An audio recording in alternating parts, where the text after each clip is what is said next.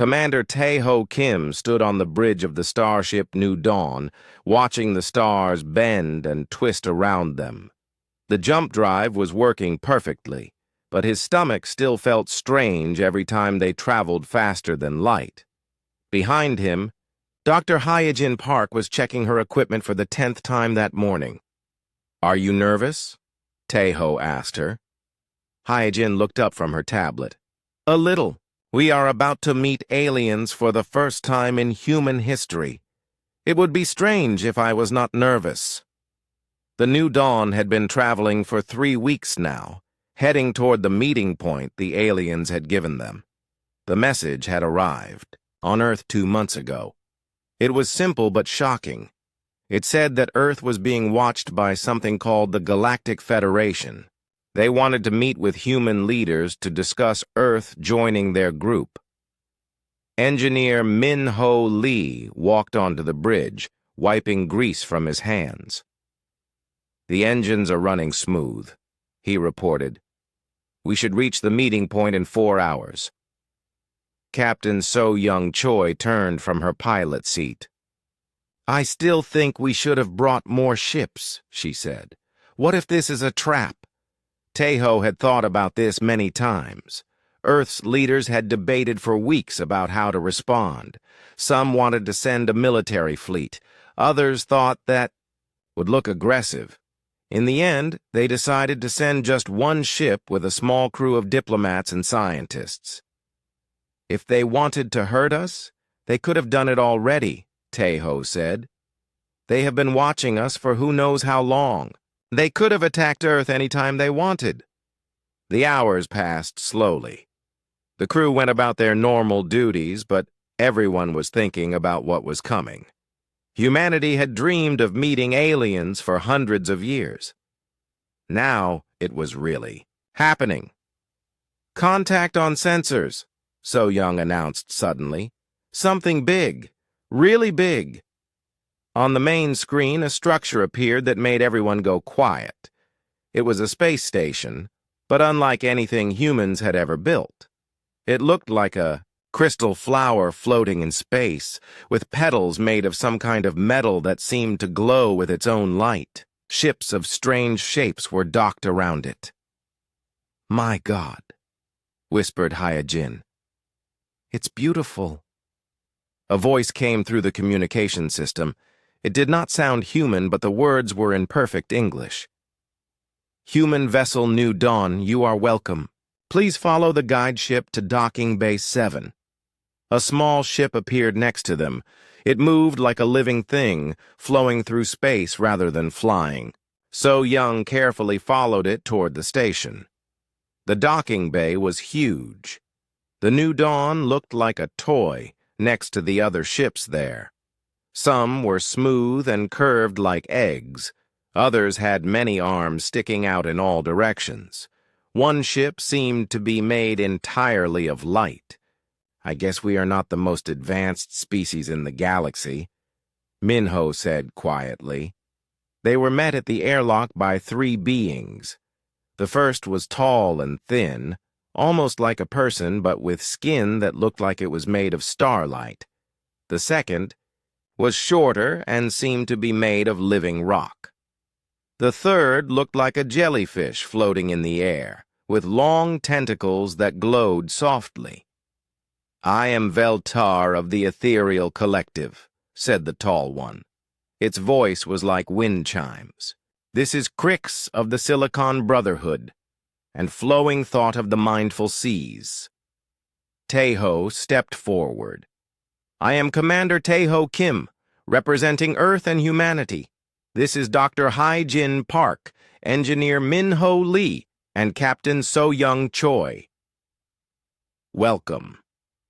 "To Station Unity," Veltar said. "You have traveled far to be here. We hope this meeting will be good for both your species and the Federation." They were led through corridors that seemed to change color as they walked. Other alien beings moved past them, and Hyojin tried to take notes on everything she saw. Some aliens walked on legs, others floated, and a few seemed to roll like living balls. The meeting room was a dome with walls that showed the stars outside. Around a curved table sat representatives of many different species. Tae-ho counted at least 20 different types of aliens. "Please sit," Veltar said, pointing to 4 chairs that had been made for humans. Crix, the rock-like being, spoke with a voice like grinding stones. "We have watched your species for 50 of your years. You have made good progress in technology. You have learned to travel between stars. This is why we invited you here." "We are honored," Tae-ho said carefully. "We hope to learn from you and perhaps work together for peace." Flowing Thought's tentacles moved in what might have been laughter. "Peace is good, but first you must prove that your species is ready. The Federation has rules. Not all species can join right away." Hyojin leaned forward. "What kind of rules?" Veltar's starlight skin grew brighter. "The Federation works on a system of worth. Species are ranked by their development. Technology, wisdom, and commitment to peace are most important. Those who rank higher get access to better technology and have more say in decisions." "And where would humans rank?" Tae-ho asked, though he was not sure he wanted to know the answer. The aliens looked at each other. Crix spoke first. "Your species is young. You still fight wars among yourselves. Your technology is basic compared to ours. You would start at the bottom level." Minho could not help himself. "The bottom? But we made it to the stars. We built this ship." "Yes," said Flowing Thought, "but others did it thousands of years before you. The ethereals have been traveling space for 10,000 years. The Silicon Brotherhood for even longer. You are new." Tae-ho felt his team's mood drop. They had come here hoping to be welcomed as equals. Instead, they were being told they were at the bottom of the ladder. "However," Veltar continued, "there is a way to improve your ranking. You must complete the Ordeal. 3 tests that will prove your species has what it takes to be part of the Federation." "What kind of tests?" So Young asked. "Tests of strength, wisdom, and sacrifice," Crix rumbled. "Many species have tried. Some have passed. Others have failed and been sent back to their home worlds." "And if we refuse?" Tae-ho asked. The room went quiet. Veltar's light grew dimmer. "Then humanity remains, alone.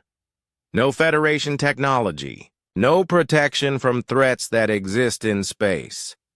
No knowledge of what lies beyond your small corner of the galaxy." Tae-ho looked at his team. Hyejin nodded slightly. Minho looked determined. So Young had her jaw set in the way that meant she was ready for a fight. "We accept," Tae-ho said. "Humanity will take your tests." Flowing Thought's tentacles moved again. "Good. Your first test begins in 1 week. You will be sent to a world called Kepler 442c. There you must build a colony that can survive for 2 years.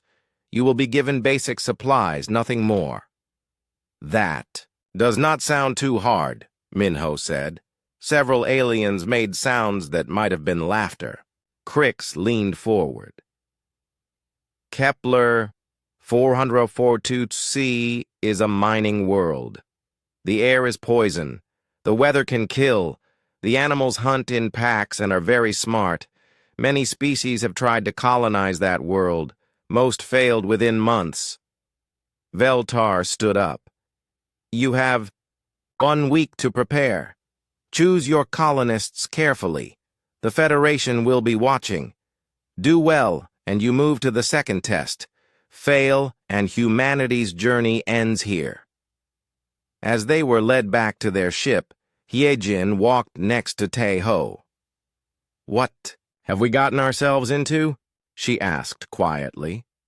Tae-ho looked back at the amazing space station, at all the alien ships, at the technology that was so far beyond anything Earth had ever made. I think, he said slowly, we have just signed up to prove that humans belong among the stars, no matter what it costs us. The transport ship carrying 500 human volunteers dropped out of faster-than-light travel near Kepler 442c. Through the windows, the planet looked like a red and brown marble covered in swirling clouds. Min-ho Lee pressed his face against the glass and whistled low. That does not look friendly, he said. Dr. Hyojin Park checked her readings. The atmosphere is 60% carbon dioxide. The rest is mostly nitrogen with traces of sulfur compounds. We cannot breathe it without masks. Captain So-Young Choi was studying the tactical display. I see movement on the surface. Large moving groups. Those must be the animals they warned us about. Commander Tae-ho Kim looked around at the volunteers who had come with them. Engineers, farmers, doctors, soldiers, teachers. All of them had left their families on Earth to prove that humanity could survive on this deadly world. The Federation had given them basic supplies, food for 6 months, water recyclers, simple building materials, and some basic tools. Everything else they would have to figure out themselves. Remember the plan, Tae-ho announced to everyone. We land at the coordinates the Federation gave us. We set up the survival shelters first, then the air processors. After that, we start building permanent structures. The landing was rough. The planet's weather was as bad as promised. Winds that could knock a person down were blowing dust that could cut skin. The temperature was hot enough to cook food, but at night, it dropped so cold that water would freeze solid. The colonists worked fast to set up the emergency shelters. These were simple domes that could protect them from the worst of the weather. But they were meant to last only a few weeks, not 2 years. On the 3rd day, they met the local wildlife. So-Young was leading a scouting team when they heard the howling. It started as one voice. Then more joined in until the sound seemed to come from everywhere at once. Get back to the shelters, she ordered through her radio. Now, but it was too late. The creatures appeared from behind rocks and out of holes in the ground. They looked like wolves, but they were the size of bears and had too many teeth. Their eyes glowed green in the dim light of the alien sun. The pack moved like they had done this many times before. Some creatures stayed back while others rushed forward. When the humans fired their weapons, the creatures scattered, then regrouped and attacked from a different direction. They are learning from our tactics, So-Young reported back to base. These are not just animals. They are smart. Min-ho had his own problems. The air processing machines were not working as well as they should. The planet's air was more poisonous than expected, and the machines were struggling to make enough clean air for 500 people. I need to modify the processors, he told Tae-ho, but we do not have the right parts. Then make the right parts, Tae-ho said. Use whatever you can find. This was where human creativity started to show. Min-ho took apart broken equipment and used the pieces in new ways. He used metal from food containers to build new filters. He reprogrammed computer chips meant for one job to do completely different work. The other engineers saw what he was doing and started their own projects. They built water collectors from plastic sheets and metal pipes. They made better weapons by combining parts from different tools. They even figured out how to use the planet's strange rocks to make concrete that was stronger than what they had brought from Earth. But the real test came during the first month when the storms arrived. Winds were so strong they could pick up rocks and throw them like bullets.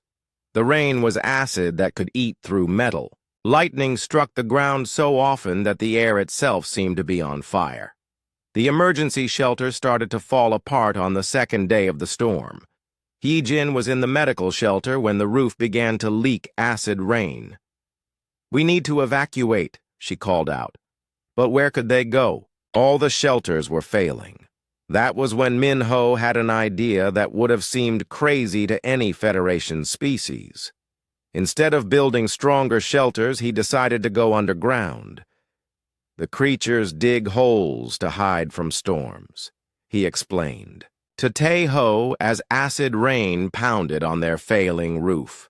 If it works for them, maybe it works for us. Using mining equipment they had brought for getting metals from the planet's rocks, the humans started digging. They worked in shifts, even during the storm, wearing every piece of protective gear they had. They dug fast, and they dug smart. Instead of making one big underground base, they made many small connected spaces. If one area flooded or collapsed, people could move to another area. The Federation observers, watching from their safe ships in orbit, were confused by what the humans were doing. Most species tried to build stronger and higher when faced with storms. Humans were going in the opposite direction, but it worked.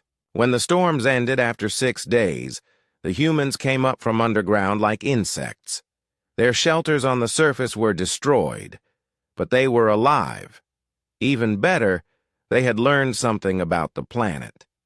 The underground was cooler and had pockets of better air. There were also metal deposits that they could mine. "We are not just surviving," Min-ho reported to the Federation observers who contacted them after the storms. "We are making this place work for us." The next challenge came from the wildlife. The wolf-like creatures had also survived the storms, and they were hungry. Worse, they had figured out that the humans were living underground and started digging their own tunnels to reach them. So-young found the first tunnel during a routine patrol. "They are not just digging random holes," she reported. "They are digging toward our water supply. They know exactly what they are doing. The humans could have just blocked the tunnels, but So-young had a different idea. If they want to play underground games, let us play underground games." She organized teams to dig false tunnels that led to traps. They made noise in empty areas, to confuse the creatures about where the humans actually were. They even learned to use the planet's strange echo effects in the caves to make it sound like there were more humans than there really were. The creatures were smart, but they thought like pack hunters. They did not expect prey that could be sneaky and tricky. After losing several pack members to human traps, they decided to hunt easier prey and left the human colony alone. By the end of the first year, the human colony had grown into something the Federation had never seen before. Instead of a neat, planned city, it was a mix of underground tunnels, surface workshops, and strange towers that used the planet's winds to generate power. The buildings looked chaotic, but they worked. The humans had figured out how to use everything the planet gave them. They turned poisonous plants into medicine. They used the acid rain to clean metal. They even tamed some of the smaller creatures to help with work. Hee-jin had started a garden in one of the underground chambers. She was growing earth vegetables in soil made from processed planet rock and compost from human waste. The plants were growing better than anyone expected. "The planet is not our enemy," she explained to a visiting Federation observer.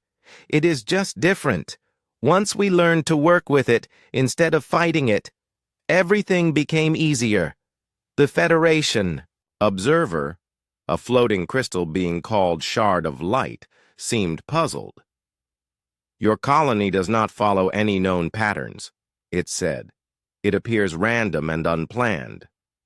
Min-ho, who was covered in grease from fixing a mining machine, grinned. That is because we did not plan it. We just built what we needed when we needed it. When something did not work, we tried something else. But this method is inefficient, Shard of Light protested. You have wasted materials and time on failed experiments. Maybe, Tejo said, joining the conversation, but we learned something from every failure, and now we have things that work better than what we started with. As the second year ended, the human colony was not just surviving, it was growing. They had found ways to make the planet's poison air into breathing air. They had turned its deadly storms into a source of power. They had made its dangerous animals into either allies or creatures that stayed away. The Federation review team that arrived to judge their performance spent 3 days studying the colony. They measured everything and asked hundreds of questions. Finally, Veltar, the starlight being from their first meeting, delivered the judgment. Humanity has passed the first test, it announced. Your species has shown that it can adapt and survive in difficult conditions. However, this was only the first test. Many species can survive when they must. The next test will be harder. Tai-Ho looked around at his people. They were tanned by the alien sun and tough from 2 years of hard work. They had scars from fights with creatures and calluses from building with their hands. But they were alive and strong. We are ready for whatever comes next, he said. Veltar's light flickered in what might have been surprise. Are you not curious about what the next test will be? It does not matter, So Young said, stepping up beside Tejo. Whatever it is, we will find a way. The Federation observers looked at each other with their strange, alien expressions. These humans were unlike any species they had tested before. Most species asked many questions and wanted to prepare for months. The humans just seemed ready to jump into the next challenge. Perhaps that should have been a warning of what was to come. Dr. Hai-Jin Park stood in the middle of what had once been a beautiful city. Now it was ruins. Buildings were knocked down, streets were torn up, and everything was covered in the dust of destruction. This was Harmony Station, built on the border, between 2 alien species that had been fighting for 300 years. This is our second test? She asked Veltar, the starlight being who had come to explain their mission. The Acthen and the Zephyri have been at war for centuries, Veltar explained. Many Federation mediators have tried to make peace between them. All have failed. If humanity can succeed where others could not, it will prove your species has wisdom, not just survival skills. Commander Tejo Kim walked through the wreckage with Captain So Young Choi. They could hear explosions in the distance. The war was still going on. What are they fighting about? Tejo asked. Territory, Veltar said. This system has 5 planets. Both species claim all of them. So Young kicked at a piece of broken metal. Seems simple enough. Split the planets. Each side gets 2 and they share the 5th one. Veltar's light grew dimmer. That solution has been tried. Both sides rejected it. The Ethereals suggested it 50 years ago. The Silicon Brotherhood tried it 20 years ago. The Mindful Seas attempted it just 5 years ago. All failed. Engineer Minho Lee was examining the wreckage more carefully. This damage is recent, he said, but some of it is old. Really old. They have been fighting here for a long time. 317 of your years, Veltar confirmed. The longest war in Federation space. It started as a small disagreement about mining rights. Now neither side remembers exactly why they are fighting, but they cannot stop. A ship landed near them, kicking up dust and debris. It was long and sharp, like a knife made for space travel. Armored figures climbed out, moving with precise military steps. These were the Acthen, and they looked like warriors born for battle. Their leader removed his helmet, revealing a face that was almost human, but with skin like polished metal and eyes like burning coals. He was tall and carried weapons that looked like they had seen much use. "I am War Leader Blade of Honor," he announced in a voice like grinding steel. "You are the humans who think they can do what the Great Federation species could not. We are here to try," Tae-jin said simply. Blade of Honor looked them up and down. "You do not look like much. No armor, small weapons. Are you even warriors?" "Some of us have fought in wars," So-young said. "But we are not here to fight." "Then you have already failed," Blade of Honor declared. "The Zephyri understand only strength.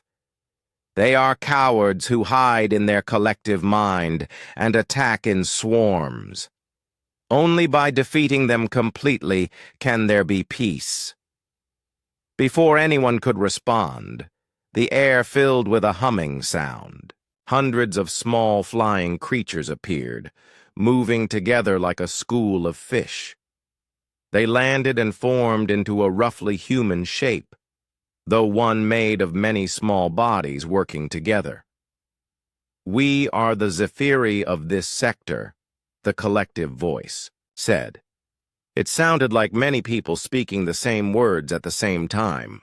"We sense the new mediators. You are smaller than the others." "But maybe that is good," another part of the collective added. "The others were too big in their thinking." Blade of Honor's hand moved to his weapon. "See how they speak? Never as one voice, always changing. How can you make a deal with something that is different every moment?" The Zephyri collective shifted, some creatures flying away while others took their place. "The Acthen cannot understand cooperation," the collective said. "They think only of individual glory. They would rather die alone than live together." Hyejin watched the two groups carefully. She had spent 2 years studying alien behavior during their time on the colony world. Something about this conflict felt familiar, but she could not place what it was. "Veltar," she said quietly, "can we have some time to study the history of this conflict? I want to understand what previous mediators tried." "Of course, but do not take too long. The war grows worse each day. Yesterday, the Acthen attacked a Zephyri nursery world. Tomorrow, the Zephyri plan to poison an Acthen agricultural planet. For 3 days, the human team studied everything they could find about the war. They read reports from previous mediators, watched recordings of failed peace talks, and studied the battle records. "I think I see the problem," Hyejin said on the 3rd evening. They were camped in the ruins of what had been a Federation embassy. "Every mediator has treated this like a territorial dispute.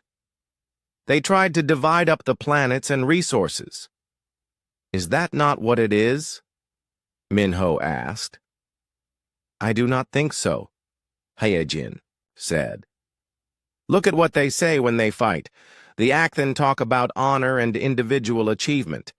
The Zephyri talk about harmony and collective good. They are not really fighting about planets." Taeho leaned forward.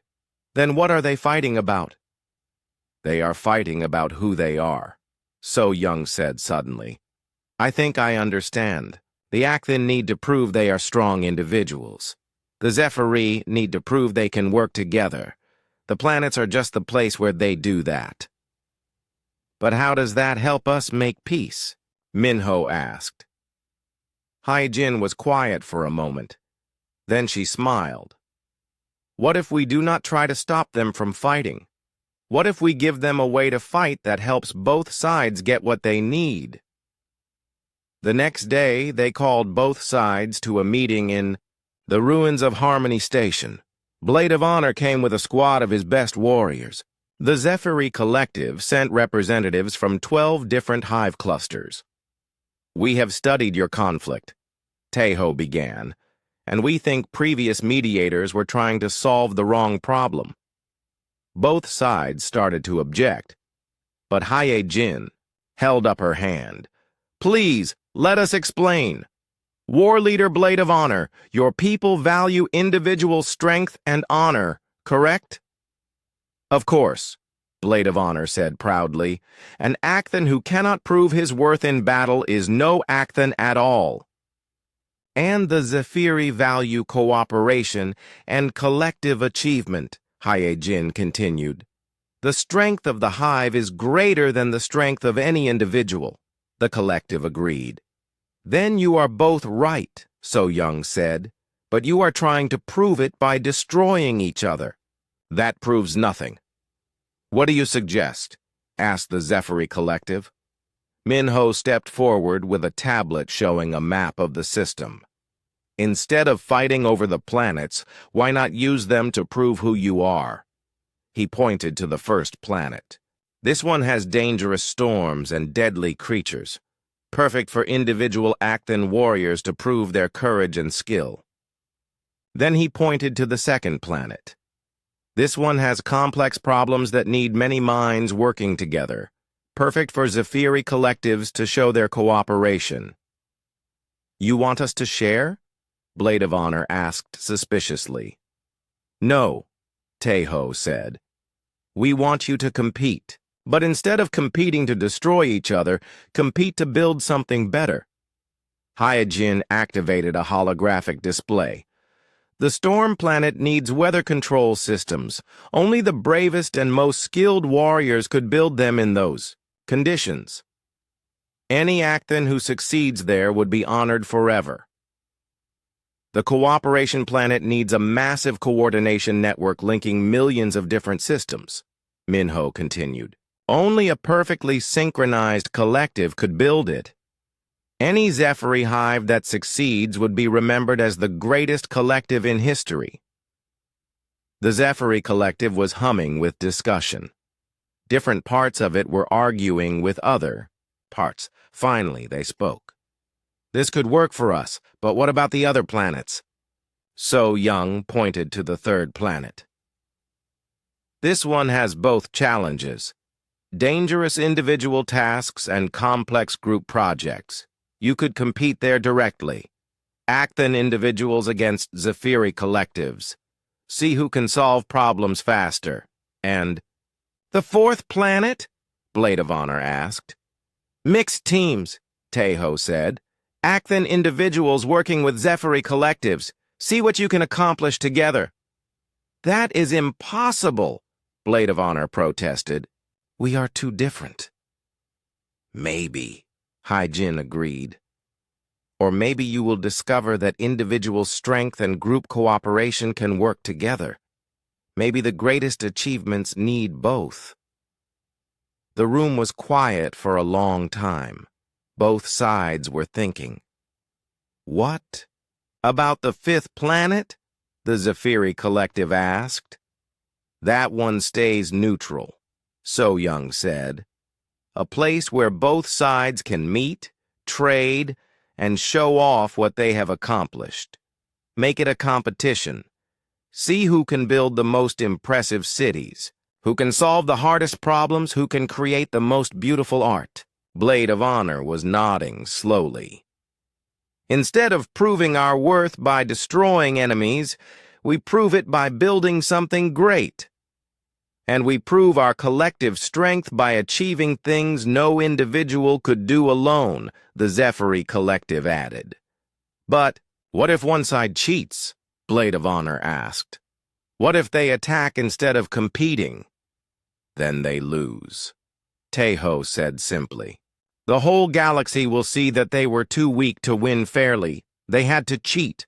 What honor is there in that? The Zephyri collective was humming again. And if we attacked, every other collective would know we were too disorganized to succeed through cooperation. For the first time in 300 years, both sides were thinking about something other than war. The formal peace agreement took 2 weeks to work out. There were arguments about rules and details. but the basic idea held. Instead of fighting to destroy, they would compete to create. When Veltar arrived to check on their progress, it found representatives from both species working together. The emergency alarm was so loud it made Captain So-Young Choi's ears hurt. She ran onto the bridge of the human battleship Defiant just as Commander Tae-ho Kim was taking a message from the Federation. "What is happening?" she asked. "The worst thing possible," Tae-ho said grimly. "Something called the Devourers has attacked the Federation's core worlds. 3 planets are already gone." On the main screen, Veltar appeared. The starlight being looked different now. Its usual bright glow was dim, and there were dark spots in its light like wounds. "Humanity must come now," Veltar said. "We are calling every species to help defend the remaining core worlds, even those who have not finished their ordeal." Dr. Hyejin Park arrived on the bridge, still putting on her uniform. "Devourers? What are they?" "Ancient machines from beyond our galaxy," Veltar explained. "They consume entire worlds, turning all matter into more machines. We thought they were legend until 3 days ago." Engineer Minho Lee was already at his station, checking the ship's systems. "How did they get past Federation defenses? I thought you were the most advanced species in the galaxy." "We are," Veltar said, but it sounded less certain than usual. "Our defenses should have stopped them, but they predicted every move we made. Every strategy we tried, they had a counter ready before we even began." Tae-ho was studying tactical displays of the attacks. "They are fighting like machines," he observed. "Perfect coordination, optimal tactics, no wasted moves." "Of course," said Crix, the rock-like being who appeared beside Veltar. "They are machines. They calculate the most efficient path to victory and follow it exactly." "How many ships can Earth send?" Veltar asked. 50 warships, Tae-ho replied. "That is our entire space navy." The Federation representatives looked shocked. 50 ships? The Ethereals are sending 5,000. The Silicon Brotherhood is sending 8,000. "We are still a young species," So-Young reminded them. "We do not have as many ships as the others." "Then use your ships to evacuate civilians," Crix suggested. "Leave the fighting to more advanced species." Something in the rock being's tone made Tae-ho angry. "Our ships may be few, but our people know how to fight. We will stand with the Federation." 3 hours later, the human fleet was traveling at maximum speed toward the battle zone. The Federation had given them coordinates for the defense of Eternal Light, one of the most important worlds in their territory. Hyejin was in the science lab, studying everything the Federation had shared about the Devourers. "This does not make sense," she muttered. Minho looked up from his engineering console. "What does not make sense?" "The attack patterns. Look at this." She put the data on the main display. The Devourers attacked exactly where Federation doctrine said they should attack. They used exactly the tactics that Federation computer models said were most effective. "So they studied Federation tactics and used them against us," So-Young said. "No, that is just it," Hyejin said. "They did not just copy Federation tactics, they used Federation logic. They attacked like a Federation species would attack if they wanted to win quickly and efficiently." Tae-ho was starting to understand. "You mean they think like the Federation?" "Exactly like the Federation," Hyejin confirmed. "Perfect logic, optimal efficiency, no wasted effort. They are fighting like the most advanced Federation species would fight. And that is why they are winning," Minho said slowly. "Because the Federation knows how to defend against their own tactics." "But that means—" So-Young began, then stopped. That means they cannot defend against something that does not fight like them, Tejo finished. When they arrived at Eternal Light, the battle was already raging. Massive Federation warships were exchanging fire with devourer machines that looked like metal spiders the size of cities. The Federation ships were beautiful and elegant, their attacks precise and coordinated. The devourer machines were equally precise. For every Federation move, they had a perfect counter. When the Federation ships attacked from above, the machines were already moving to defend from that direction. When the Federation tried a flanking maneuver, the machines had positioned themselves to stop it before it began. They are reading the Federation's tactics like an open book, So Young observed. Admiral Crystal-Bearer of the Silicon Brotherhood was commanding the defense. His voice came over the communication channel. Human ships, take position in defensive. Formation 7, protect the civilian evacuation ships. No, Tejo said suddenly. What do you mean, no? Crystal-Bearer asked. We are not going to use your defensive formations, Tejo explained. We are going to attack. Attack? With 50 ships against a force that has destroyed 3 core worlds? That is suicide. Maybe, Tejo agreed. But staying in your formations is definitely suicide. The machines can predict everything you do. He switched to a private channel with the human fleet.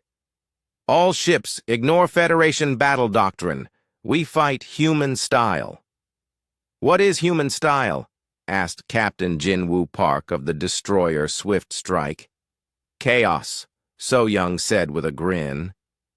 Beautiful, unpredictable chaos. The human ships broke from the Federation formation and scattered in all directions. To the Federation observers, it looked like panic. The ships seemed to be moving randomly, with no coordination or plan, but there was a plan. It just was not the kind of plan that made sense to logical minds. The battleship Defiant dove toward the planet's surface, flying so low that its shields scraped the atmosphere. The cruiser Iron Will flew straight up, as if trying to escape the battle. The destroyer Fast River spun in circles, its weapons firing in random directions. The devourer machines paused. For the first time since the battle began, they seemed confused. Their sensors tracked the human ships, but their computers could not predict what the humans would do next. Now, Tejo ordered. The Iron Will, which had been flying away from the battle, suddenly reversed course and slammed into a devourer machine at full speed. The machine had not expected this, because running away and then attacking made no logical sense. The Fast River stopped spinning and fired all its weapons at a single point on another machine. The random firing had been to confuse the enemy about where the real attack would come from. The Defiant used the planet's atmosphere to help it change direction suddenly, hitting a machine from below where its defenses were weakest, all across. The battlefield, human ships were doing things that broke every rule of space combat. They rammed enemy ships with their own damaged hulls. They used pieces of destroyed Federation ships as weapons. They fired their engines in enemy faces to blind them. "What are they doing?" Crystal-Bearer asked in horror. "Winning," Hyejin said, watching the battle displays. The devourer machines were designed to fight logical opponents.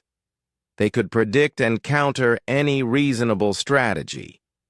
But humans were not being reasonable. They were being creative, desperate, and completely unpredictable. When the machines tried to surround human ships, the humans would do something impossible like flying straight through an asteroid field at full speed, using the rocks as cover. When the machines tried to target human weapons, the humans would use their broken ships as missiles. One human captain even turned off his ship's engines and let it drift into an enemy machine like space debris. When the machine tried to consume the wreckage, the captain turned his engines back on and exploded his ship from inside the machine. "They are sacrificing themselves," Veltar observed with something like awe. "No," Tae-ho corrected. "They are using everything they have, including their lives if necessary." The turning point came when Minho had an idea that was so crazy it just might work. "The machines predict our moves by analyzing our patterns," he told Tae-ho. "But what if we create a pattern they cannot analyze?" "What do you mean? What if every human ship does something completely different?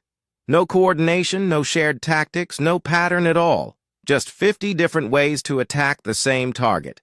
Tae-ho grinned. "Do it." The final assault on the main Devourer command ship was like nothing anyone had ever seen. 50 human ships attacked in 50 completely different ways. Some came from above, others from below. Some ships attacked fast, others slow. Some used all their weapons at once, others fired one weapon at a time. The command ship's computers tried desperately to analyze the attack pattern, but there was no pattern to analyze. It was pure chaos, and it worked. The command ship was destroyed, and with it, the coordination that allowed the other machines to fight so effectively. The remaining Devourers became confused and started fighting each other. The Federation fleet was able to destroy them easily. After the battle, the human fleet regrouped. They had lost 20 ships and thousands of people, but they had saved eternal light and learned something important about their enemy. "The Devourers will return," Veltar said during the victory celebration. "This was just the first wave." "Let them come," Tae-ho said. "Now we know how to fight them."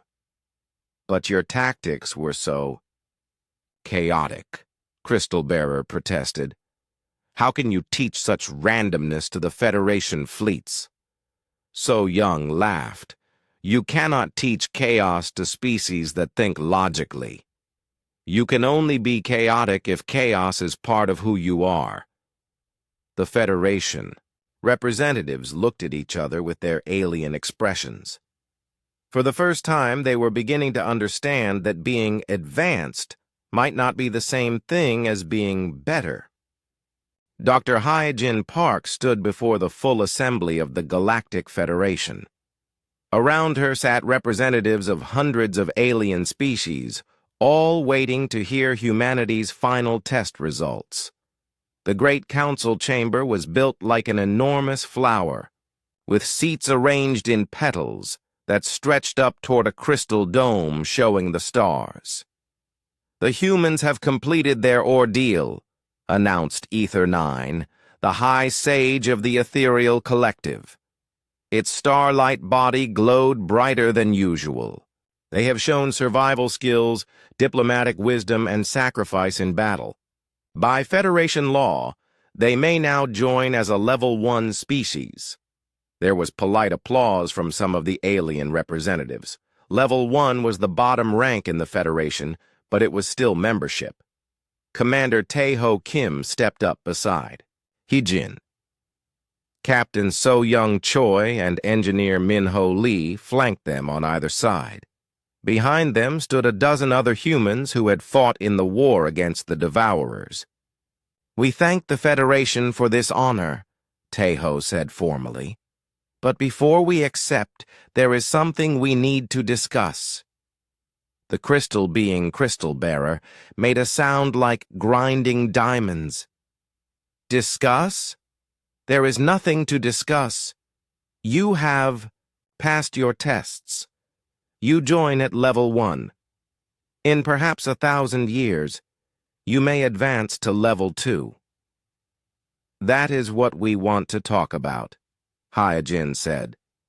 She activated a holographic display that filled the center of the chamber. "During our time with the Federation, we have been studying your history. all of your histories. Images appeared in the hologram.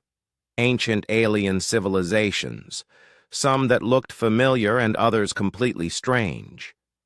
Every species in this chamber was once like humanity, Jin continued. Chaotic, unpredictable, violent. The ethereals once fought wars that lasted thousands of years.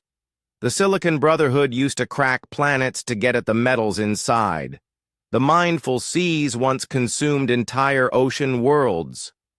Uncomfortable sounds came from various parts of the chamber. These were not facts that the advanced species liked to remember. Veltar's light flickered. Those were primitive times. We have evolved beyond such behavior. Have you? Minho asked. He brought up new data. Let me show you what happened when the Devourers attacked. The display showed the battle statistics from the recent war. The Federation had overwhelming superiority in numbers, technology, and firepower. You should have won easily. Instead, you were losing until humans arrived. The machines were unusually sophisticated, Crix protested. No, So Young said firmly. The machines were predictable. They fought exactly like the Federation. Fights, perfect logic, optimal tactics, efficient strategies. They beat you because they thought like you. Tejo stepped forward. We studied the Devourer technology after the battle. Do you know what we found? They were not from outside the galaxy. They were Federation technology. The chamber erupted in shocked sounds from dozens of different species. Impossible, Ether 9 declared. We would never create such weapons. Not on purpose, Jin agreed. But look at this. The hologram showed a detailed analysis of Devourer machine parts. Every component, every circuit, every piece of programming follows Federation design principles, perfect efficiency, optimal resource use, complete logical thinking. The Devourers are what happens when Federation logic is taken to its absolute conclusion, Minho explained. Perfect machines that consume everything to make more perfect machines. No waste, no emotions, no chaos, just pure efficiency. The chamber was very quiet now. You created your own enemy, Tejo said, by trying to eliminate everything chaotic and unpredictable from your civilizations. You made yourselves vulnerable to an enemy that was just like you, but better at it. Flowing thought of the mindful seas spoke up. Even if this is true, it does not change anything. The Federation system has brought peace and prosperity to the galaxy for thousands of years. Has it? Jin asked. She brought up more data. Federation membership has been declining for the past 500 years. Fewer new species are joining. Birth rates among member species are falling. Scientific discoveries have slowed down. Art and culture have become repetitive. We have achieved stability, Veltar protested. You have achieved stagnation, So Young said bluntly. You are so afraid of chaos that you have eliminated everything that makes life interesting. An alien that looked like a living tree made creaking sounds that might have been laughter.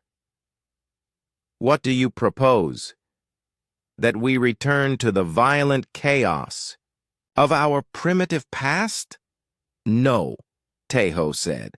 We propose that you stop trying to eliminate chaos and start learning to use it. Jin activated a new display. Look at what happened during our tests. On the mining world, we succeeded because we adapted chaos to our needs instead of fighting it. In the diplomatic mission, we succeeded because we found a chaotic solution that let both sides be themselves. In battle, we succeeded because we used chaos as a weapon. Chaos is not the enemy of order, Minho added. It is the partner of order.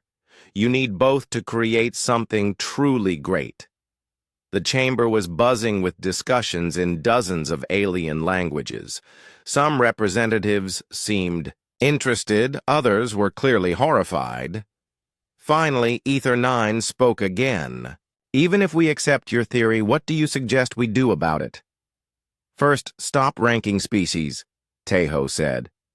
The idea that some species are more advanced than others is what created this problem. Every species has something valuable to offer.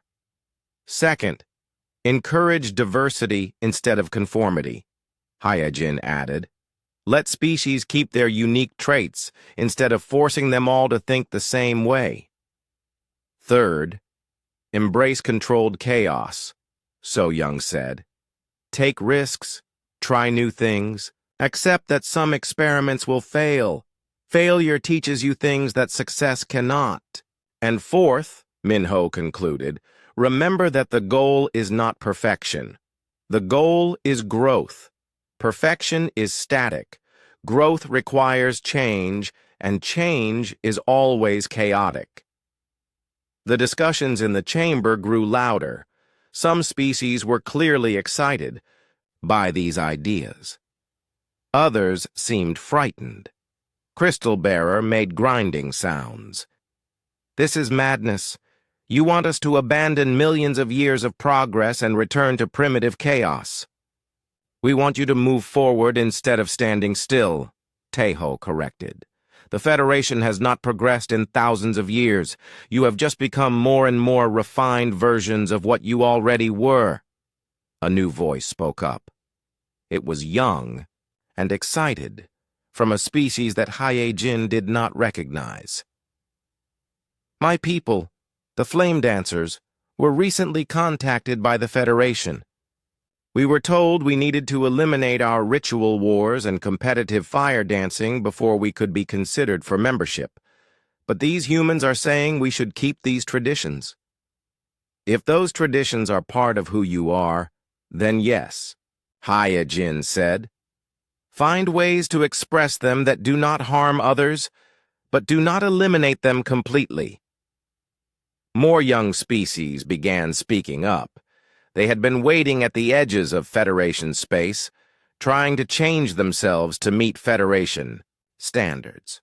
Now they were hearing that they could remain themselves. But the older, more established species were not happy. This is unacceptable, Ether 9 declared. The Federation exists to bring order and peace to the galaxy. What you propose would bring back the chaos of ancient times. Maybe, Tejo admitted.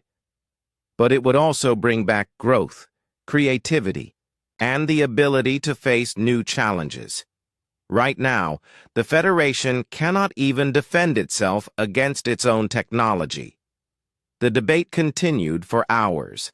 Species argued among themselves and with each other. Some wanted to try the human proposals. Others wanted to maintain the traditional system.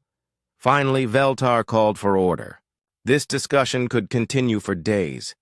We need to make a decision about humanity's membership. We decline, Hyajin said quietly. The chamber went completely silent. You decline membership? Ether 9 asked in disbelief.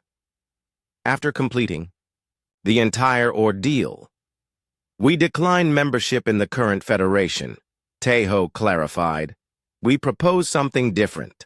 A new alliance of species that celebrates diversity instead of suppressing it. Who would join such an alliance? Crix demanded. So Young smiled. Anyone who wants to grow instead of just existing. Within minutes, dozens of younger species were expressing interest. The Flame Dancers, the Crystal Singers, the Storm Riders, and many others. Even some older species seemed curious. You are splitting the Federation, Veltar accused. No, Hyajin said. We are giving species a choice. Join the Federation and follow the path to perfect order. Join our alliance and follow the path of chaotic growth. Or create your own path entirely.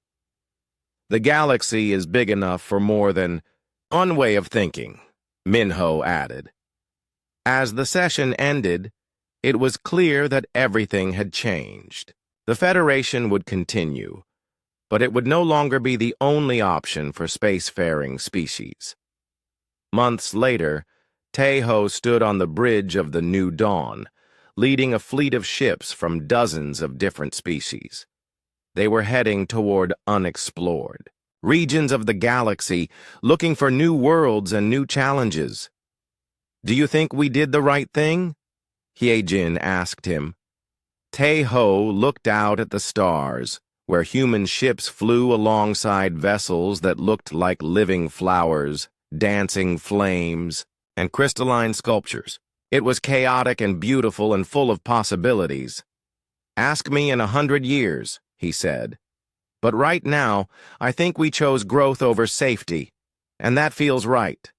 So Young announced from the pilot's seat, "Jump drive ready. Unknown space ahead." "Take us forward," Tejo ordered.